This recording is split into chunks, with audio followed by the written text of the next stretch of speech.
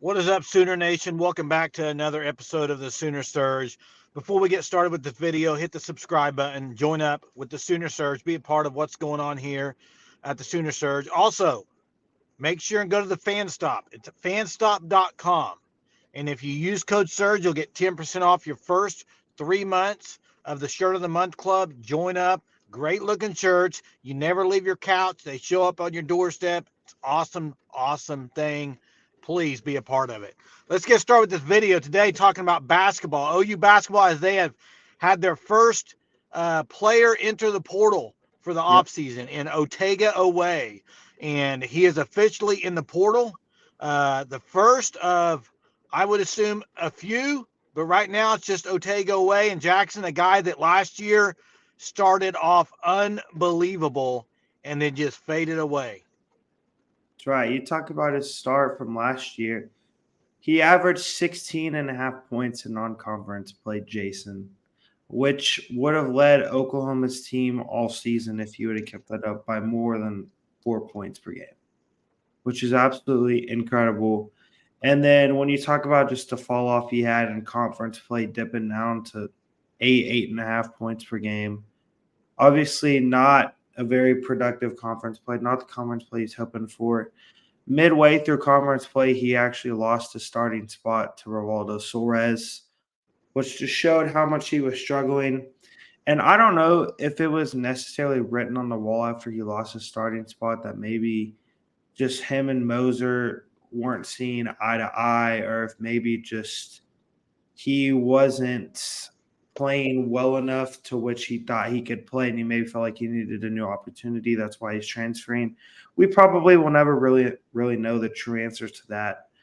But I can say is that Otega Oweh transferring to me, as whenever you went into this offseason, out of all the guards, I think Otega Oweh was the most likely guy to enter the transfer portal, just due to the fact that Oklahoma has Javian McCollum, who, as of right now, we have no idea if he's going to go pro or if he's going to return or if he's going to transfer.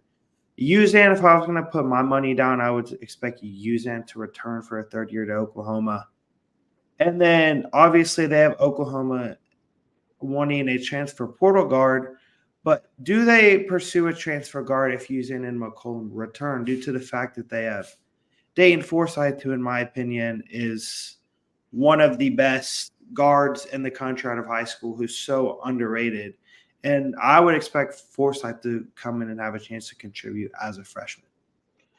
Yeah, the thing is, Jackson, I mean, if you look at Porter Moser now, 3 years been there. What one of his issues been the transfer portal. He's hasn't had consistent guys stick around, and he's lost guys. And Otega Way, say what you will, he had a great first part of the year, didn't play good in Big 12 play, but he was a pretty highly recruited guy. He Yeah. just never really got it going. He's very athletic, but turnovers and every other things just didn't play well in Big 12 play, and so he's gone now. And you mentioned where will they go from here as far as in the portal? There'll be guys they'll go after. Obviously, I mean, you lose Soares, you lose Darthard, you lose Max Kleincheck, you now you lose Oweh, and then you have coming in Cool, Atak, and you have Dayton Forsythe, like you said, coming in. So you have a couple spots open already. We'll see where they go. This, I think, though, when you look at the consistency from Porter Moser in the portal, it's been very inconsistent as far as one players that have come in and played really well. There's been a few, but I wouldn't say overall. And the other thing is guys that have transferred in and played more than 1 year. That's why you got to hope that a guy like McCollum or a guy like Jalen Moore, these guys, you really need them to stick around more than 1 year because it really, that to me, that's a bad look, a 1 year transfer and then transfer back out again. So we'll see what happens and who else enters the portal. But Otega Oweh, I don't know where he'll end up. Hopefully he goes somewhere and plays really well. I wish him the best. As anybody who leaves the portal for Oklahoma, always wish him the best. Yeah, and obviously Oklahoma, right? They had Jacob Cole, who redshirted this year, who's like a wing slash guard. And then you have Caden Cooper as well, who most consider a guard. So Oklahoma truly, with the loss of Otega Oweh, with them bringing in Forsyth, there still is some guard depth there if, as I'm saying, if McCollum and Uzan both choose to return. Now, out of the transfer portal, obviously, Jason, the name that we need to talk about a little bit is Brandon Garrison. That's the big fish, right? That's target 1A. Oklahoma, from everything that just we've been able to read online, things we've heard, Oklahoma's involved there. I would probably expect Kansas to be involved there very much because they were involved out of high school. Now, I'm not saying that he can't return to Oklahoma State, but just based upon that they already don't have a head coach hired, and the Utah State head coach got hired, someone who is supposedly really high on Oklahoma State's board. I would not expect Brandon Garrison to return to Oklahoma State. And if Porter Moser could somehow land Brandon Garrison out of the transfer portal, you're talking about one in which Oklahoma is going to have to put together some money for NIL. He's going to have to be told that he's going to come in, be able to run the offense maybe towards a scheme that fits him. And he's a guy that has true first-round NBA potential with just the ceiling he has, and he was very highly recruited out of high school as well. Yeah, we'll see on Garrison. I don't know on him.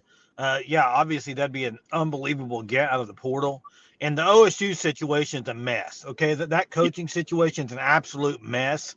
They've, I don't know. I don't know what. Just go hire Doug Gottlieb. But I mean, that's who they probably should have went after anyway. But they haven't gotten anybody else yet, and it seems like people are taking other jobs. I don't know. It just seems like a mess in my opinion. But I don't know a whole lot about it. So, yeah. And you mentioned Uzan and McCollum. I do not personally. I do not think they will both be back. I think one of them will probably transfer. That's just my opinion, based on no information, just based on my opinion. Is that I think another one will leave, another guard will leave, and we'll see. It'd be great if they didn't, obviously for consistency and all that, and as OU moves to the SEC in basketball, and I said after when the season started this year, Porter Moser did not make the tournament, that I thought that's 3 years in a row of no tournament, and that's unacceptable. And he's still there. I get it. They're not going to get rid of him. He didn't take another job, but there's no breathing room next year for the SEC. You got to make the NCAA tournament. You got to have a good portal class. You got a good recruiting class coming in, I think, with those two. But you got to have a good portal class, par none.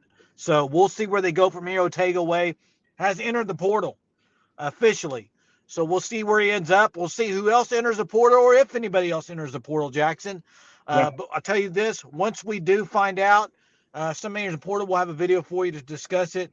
But please subscribe to the channel, be a part of what's going on. And as OU loses one to the portal, who are they going to gain next? We'll talk to you next time. Boomer. Sooner.